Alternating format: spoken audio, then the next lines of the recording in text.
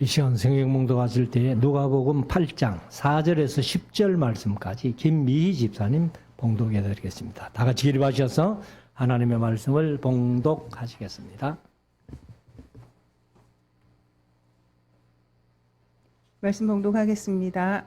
각 동네 사람들이 예수께로 나와 큰 무리를 이루니 예수께서 비유로 말씀하시되 씨를 뿌리는 자가 그 씨를 뿌리러 나가서 뿌릴새 덜어는 길가에 떨어짐에 밟히며 공중에 새들이 먹어버렸고 덜어는 바위 위에 떨어짐에 났다가 습기가 없으므로 말랐고 덜어는 가시떨기 속에 떨어짐에 가시가 함께 자라서 기운을 막았고 덜어는 좋은 땅에 떨어짐에 나서 100배의 결실을 하였느니라. 이 말씀을 하시고 외치시되 들을 귀 있는 자는 들을지어다. 제자들이 이 비유의 뜻을 물으니 가라사대 하나님 나라의 비밀을 아는 것이 너희에게는 허락되었으나 다른 사람에게는 비유로 하나니 이는 저희로 보아도 보지 못하고 들어도 깨닫지 못하게 하려 함이니라. 아멘. 작성하시고 이제 우리 하나님의 말씀을 묵상하는 시간입니다. 오늘 또 8장 말씀이 꽤나 길게 있습니다. 56절까지 있는 말씀인데 오전 시간에 1절부터 21절 말씀까지 우선 말씀드리고 오후 시간에 22절부터 56절까지 이렇게 말씀을 드리려고 합니다. 오늘 성찬식이 있기 때문에 오전에 좀 짧게 본문을 그렇게 정했습니다. 우리가 이제 이 8장에 보면은 오늘 1절부터 읽어야 되는데 4절부터 그렇게 읽었습니다만은 1절부터 3절까지에 보면은 예수님께서 12제자와 한 3년 동안 사역하실 때에 여성도들이 자기 소유로 하나님 예수님과 제자들의 사역을 도왔던 그런 이야기를 하고 있습니다. 그래서 사실 이제 성경에는 여성들의 활동을 많이 기록을 하고 있지 않습니다. 그리고 이제 예수님의 사역 속에서 누가복음 8장 1절에서 3절까지만 그 예수님의 사역을 누가 좀 구체적으로 도왔는지를 설명하는 내용 중에 이제 그 여인들의 얘기가 나오고 있습니다. 그리고 나서 이제 이 4절부터는 이제 비유의 말씀을 하시면서 오늘 이제 특별히 9절에 보면은 제자들이 씨 뿌리는 비유를 그 뜻을 물었어요. 비유의 뜻을 물으니 이렇게 기록하고 있고 10절에는 하나님의 나라의 비밀을 아는 것이 너희에게는 허락되었다. 이렇게 말씀을 합니다. 그래서 오늘 제목을 비유와 비밀이라는 그런 제목을 가지고 이렇게 오전 시간에 좀 말씀을 드리려고 합니다. 그래서 사실은 이제 우리가 교회에는 목회 서신이라고 하는 디모데 전후서 디도서에는 여인들은 교회에서 조용해라 이런 식으로 말씀을 해놓았습니다. 그렇지만은 우리가 이제 예수님의 사역을 도왔던 사람들이 여기 전부 여자들이에요. 여자들인데 우리가 이제 헬라 원어로 보면은 교회라는 그 단어가 에클레시아라고 되어 있습니다. 에클레시아라고 되어 있는데 이 에클레시아가 여성명사라는 거예요. 여성명사.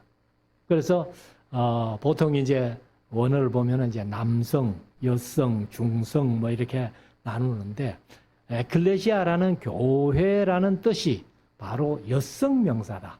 그래서 그런지는 모르지만은 교회마다 여자들이 훨씬 더 많고 솔직히 교회마다 이렇게 보면은 기관들도 여전도회가 남전도회보다는 훨씬 더 활발하게 일하는 그런 모습들을 봅니다. 노회적으로 봐도 여전도의 연합회가 남전도의 연합회보다는 훨씬 더 활발하게 일하는 그런 모습들을 우리가 보는데, 아마도 여기 에클레시아라는 그 단어가 여성 명사라서 그런지는 모르겠습니다만은, 아마도 교회가 이제 성경 쓰여질 그 당시에는 남성 중심으로 이제 사회가 이루어졌고, 그런데 교회에 만약에 남자들만 온다면은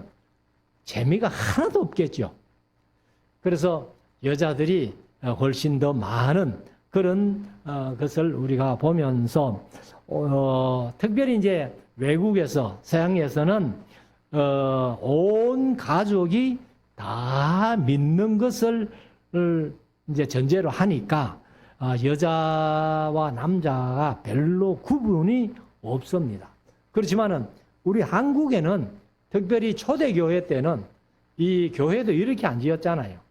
이렇게 하나 짓고 이렇게 이제 이 강대상에 보면은 양쪽에 다 보이도록 이렇게 해놓고 남자들 들어가는 자리, 여자들 들어가는 자리가 따로 있었어요. 우리 한국의 초대교회에는 그런 예배당을 우리가 지금은 아마 없을 거예요. 그만큼 이제 남자, 여자를 구별해서 심지어 예배를 드렸는데, 지금은 전부 함께 이렇게 예배드리면서 남자와 여자가 구별 없이 이렇게 예배드리는 모습이 참 너무나 좋다는 거죠. 그래서 우리가 이제 이 여자들이 예수님을 도왔던 그런 사실들을 이제 1절부터 3절까지 기록하고 있는데, 1절부터 한번 보십시다. 이후에 예수께서 각 성과 촌에 두루 다니시며 하나님의 나라를 반포하시며, 반포라는 말이 이제 개정은 선포하시며 이렇게 되어 있습니다. 그 복음을 전할새 12제자가 함께 하였고, 사실 이제 예수님과 12제자, 그 다음에 그 뒤에는 또 70인 제자가 나오죠. 그리고 사도행전에서는 이제 이 7 집사를, 사실은 사도행전 6장에 나오는 7 집사도 집사라는 말이 우리말 성경에도 없고 원어에도 없어요.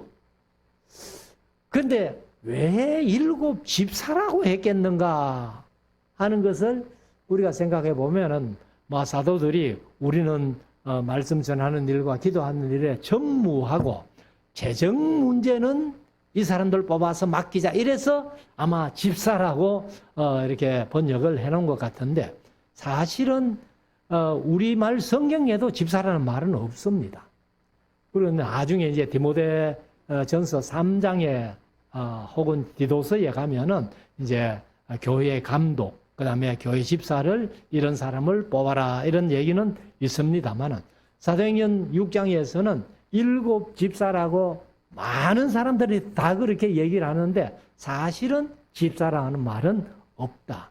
그런데 어떻게 보면은 이 7 집사라고 뽑힌 사람들이 12 사도들보다도 더 활발하게 일한 사람들이 많은 거예요.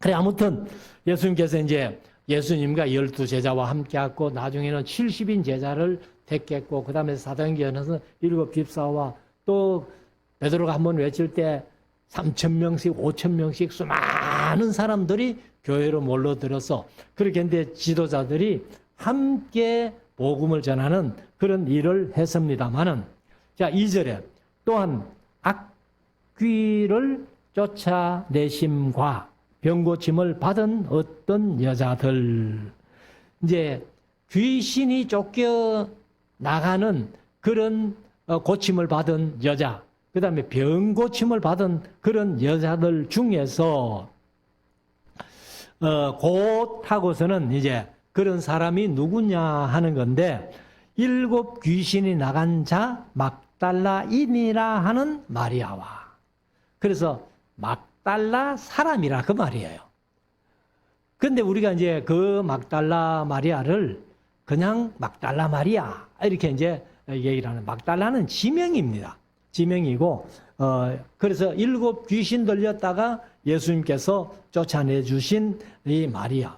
그래서 이 성경에는, 복음서에는 여자들이 이렇게 여럿이 나올 때에 항상 막달라 마리아가 제일 먼저 나오는 거예요. 이름이.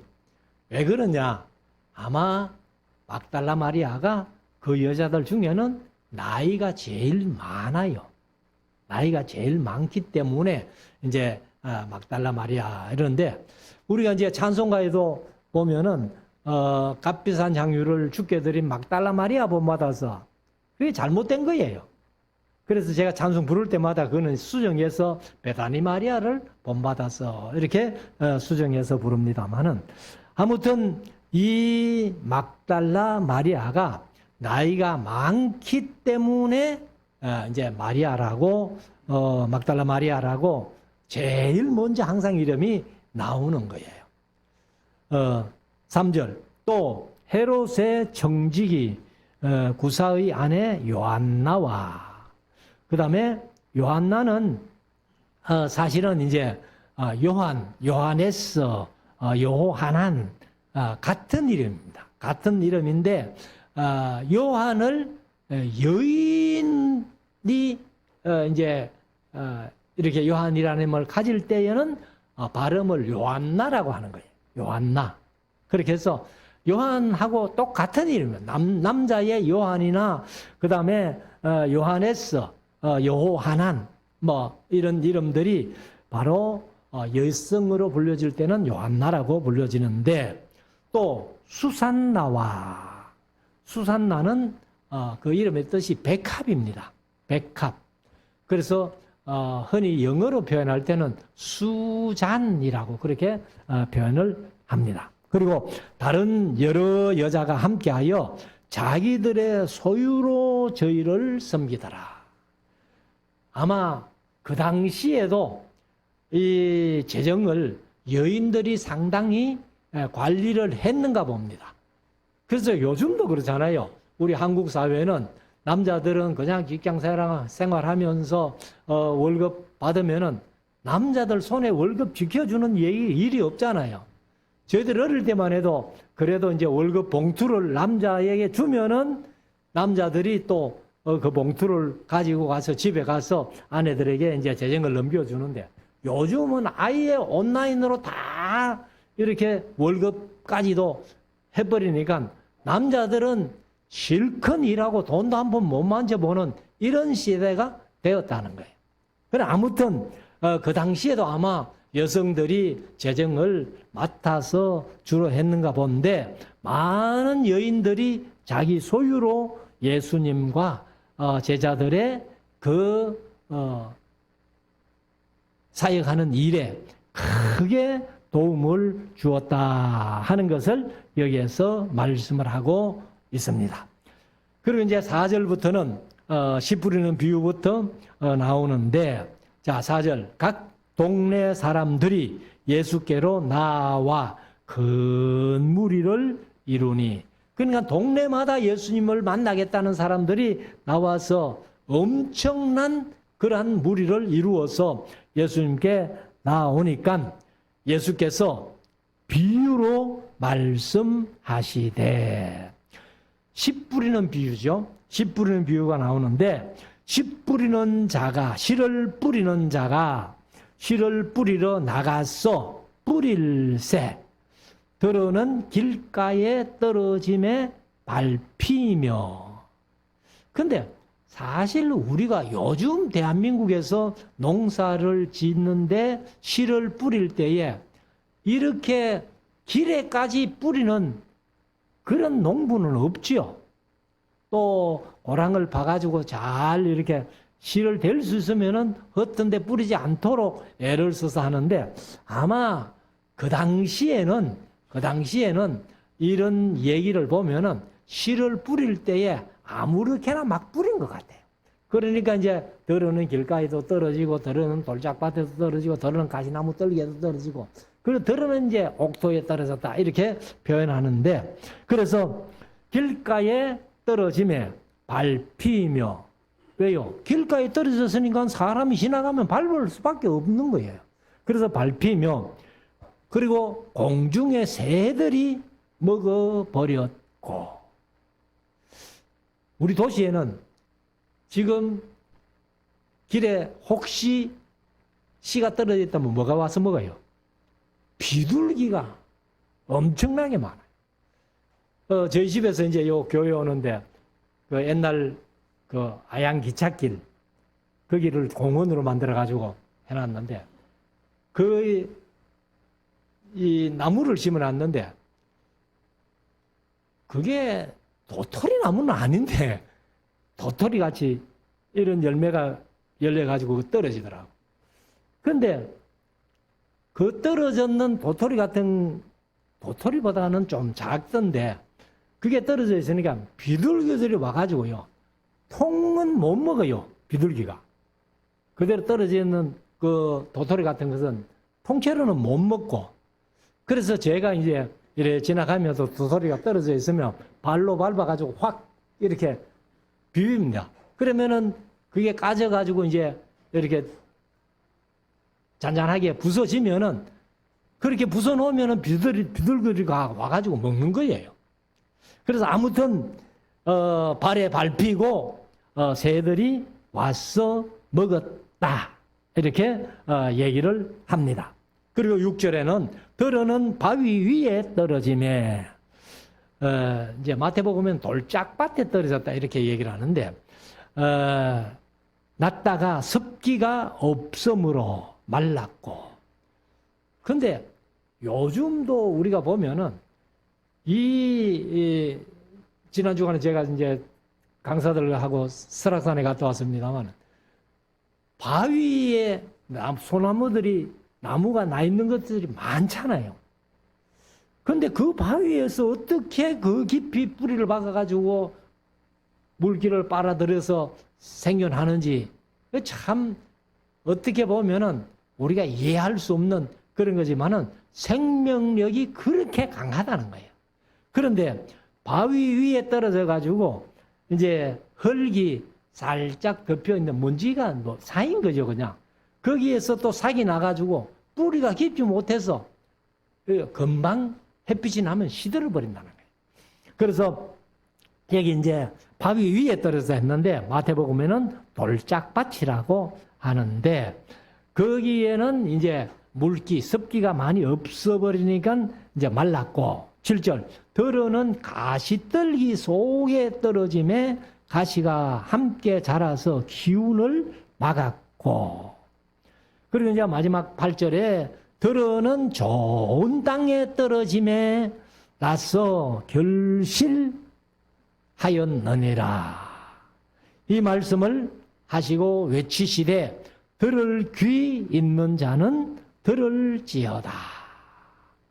사실 이제 이 말씀이 들을 귀 있는 자는 들으라는 그런 표현이 요한계시록에 가면은 7교회를 향한 그 말씀이 사실 7교회가 그렇잖아요. 칭찬만 들은 교회 2교회, 책망만 들은 교회 1교회, 칭찬도 듣고 책망도 들은 교회가 4교회예요. 그런데 칭찬만 들은 교회도 성령이 교회들에게 하시는 말씀을 들을지어다 하고 말씀하시고 책망만 들은 라오디게아 교회도 성령이 교회들에게 하신 말씀을 들을지어다 이렇게 말씀하셨고 칭찬과 책망을 아울러 들은 4교회도 똑같아요. 그래서 성령이 교회들에게 하시는 말씀을 듣는 것은요 모두가 다 들어야 돼요. 칭찬만 들었던 책망만 들었던 칭찬과 책망을 아울러 들었던 그래서 들을 귀 있는 자는 들으라 예수님께서 그렇게 말씀하세요. 사람들이 사실 뭐 귀머거리 외에는 귀머거리도 귀는 있잖아요. 그래서 이제 못 들어서 그렇지. 그런데 사실은 사람마다 귀가 다 있는데 이 하나님의 복음의 말씀을 들을 귀는 있는 자와 없는 자가 있다는 겁니다. 그래서 어떤 분들은 뭐 이 세상에서 온갖 박사학위를 다 가진 그런 분들도 복음을 듣는 귀가 없어요. 그래서 말씀을 들어도 그를 믿지 못해요. 아마 대표적인 사람을 하나 꼽으란다면은 우리나라의 아마 김용옥 씨. 그래서 그 호가 돌이잖아요. 돌인데 빨리 하면 뭐예요? 돌이 되죠. 그래서 제가 웃으면서 그 돌대가리다 내가. 그 돌이에요, 돌. 그래서 그런지 그분이요, 한신대학 졸업하고 한국신학대학 졸업하고 권사님 아들이에요. 그런데도 그분은 말씀을 들을 귀가 없는가 봐.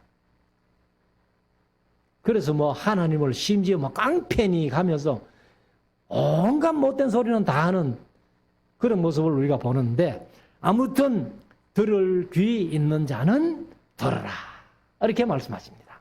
9절, 제자들이 이 비유의 뜻을 물으니.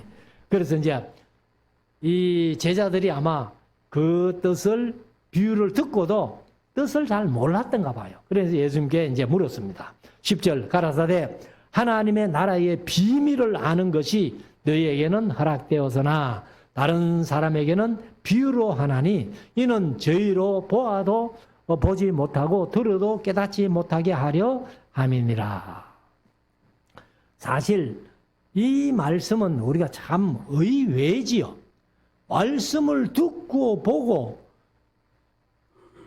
깨달아야 되는데 들어도 깨닫지 못하고 보아도 보지 못하고, 이 말씀은 바로 이사야서 6장에 가면은 이사야서 6장에 가면은 이사야의 사명이 그거였잖아요.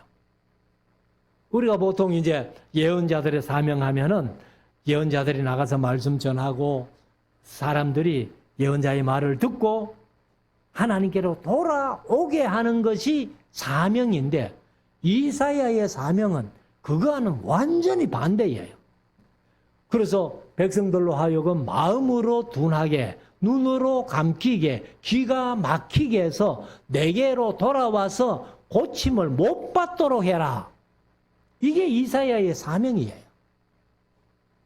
그러면 그 이사야의 당시에 하나님이 그런 말씀을 하시면은 그 시대 사람들이 사실은 뭐 말씀하셔도, 예언자들이 말씀하셔도 못 듣는 그런 입장이지만은 그 말씀을 그대로 액면 그대로 받아들이면은 그 사람들이 실망할 거 아니에요. 이스라엘 사람들이.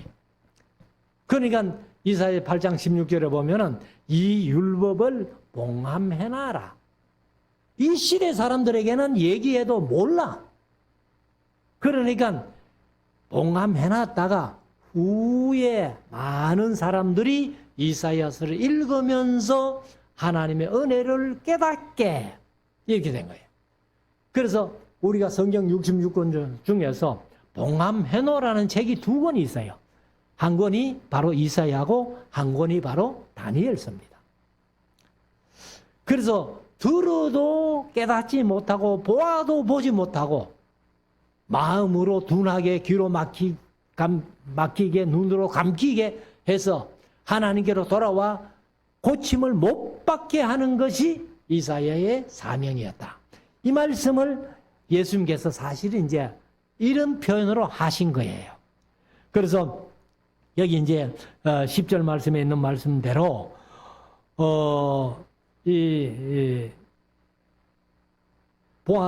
보아도 보지 못하고 들어도 깨닫지 못하게 하려 함이라, 이렇게 말씀을 하시는데, 자 11절, 이 비유는 이러하니 하고 이제 예수님이 설명을 해줍니다. 신은 하나님의 말씀이요. 예수님이 다 설명해놨기 때문에 더 이상 뭐 설명할 게 없잖아요. 신은 하나님의 말씀이요. 그래서 바울이 디모데에게 명령을 할 때에 뭐 명령, 유언, 뭐 부탁 이렇게도 할 수 있는데, 너는 때를 얻든지 못 얻든지 항상 말씀을 전파해라. 다른 말로 하면 말씀을 심으려고 애를 써라. 그래서 사람들이 아무리 바쁘고 정신없는 그러한 상황 속에서라도 말씀을 들을 때에 이 말씀이 이제 옥토로 된 그 심령에는 심겨진다는 겁니다.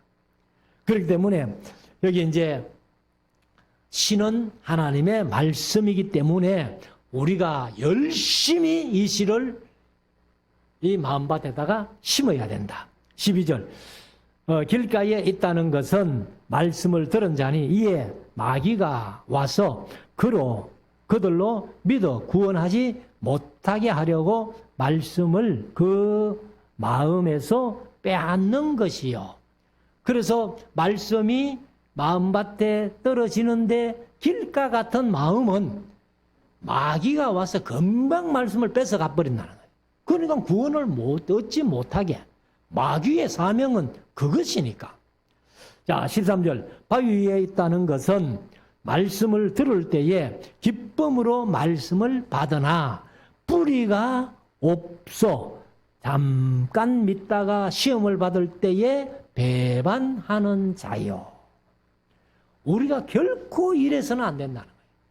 말씀을 들을 때 기쁨으로 받았다가 말씀에 뿌리가 없으니까 환난을 당할 때 금방 배반한다는 거예요. 그래서 우리가 나무가 바람에 흔들리지 않고 튼튼하게 서려면요, 뿌리가 깊이 박혀야 돼요. 그래서 우리 믿음의 뿌리를 어디에 박아야 돼요? 말씀에 박아야 돼요. 말씀에. 그래서 말씀이 우리의 믿음의 뿌리라는 것을 분명히 확신하시고, 그러나서 이제 어떠한 세상에 환난과 핍박과 어려움이 온다 할지라도 뿌리가 튼튼하면은 결코 배반하지 않습니다.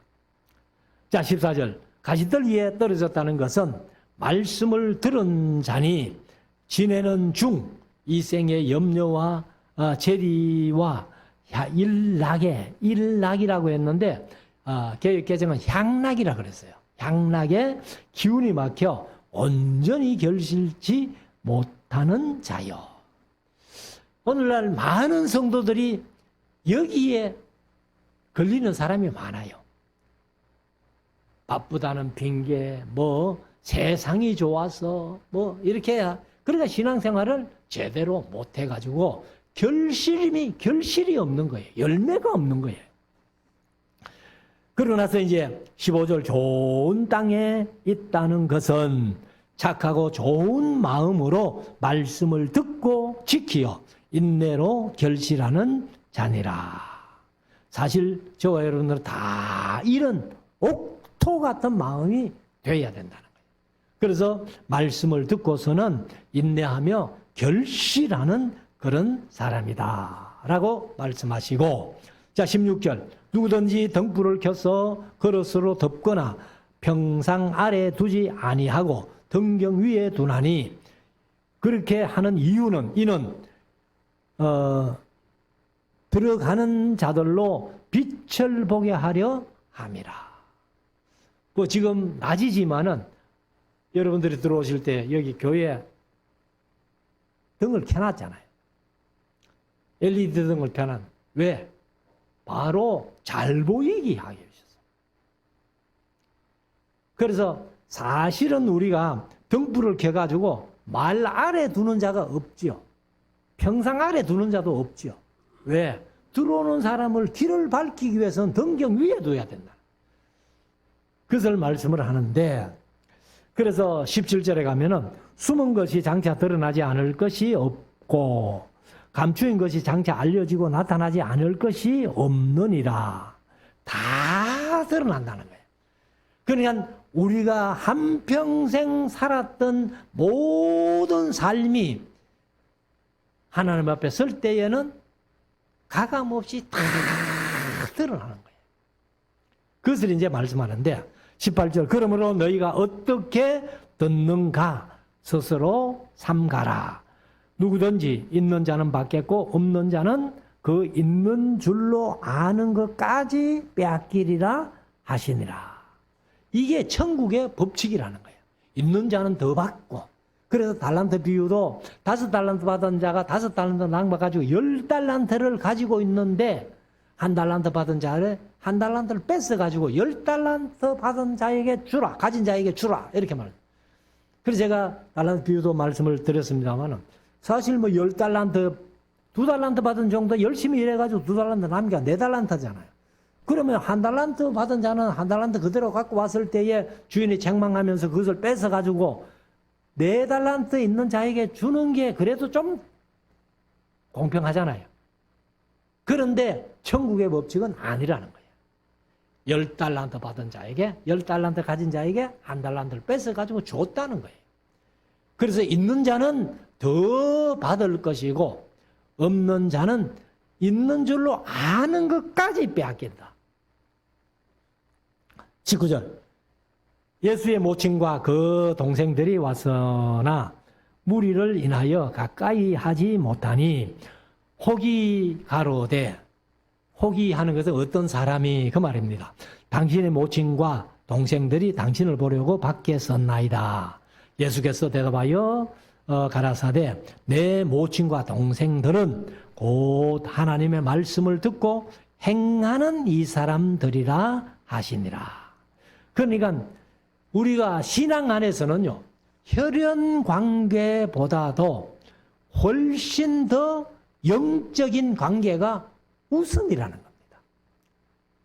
그래서 사실 저희 가정이 이제 저희 친척들이 믿는 친척들이 훨씬 더 많습니다.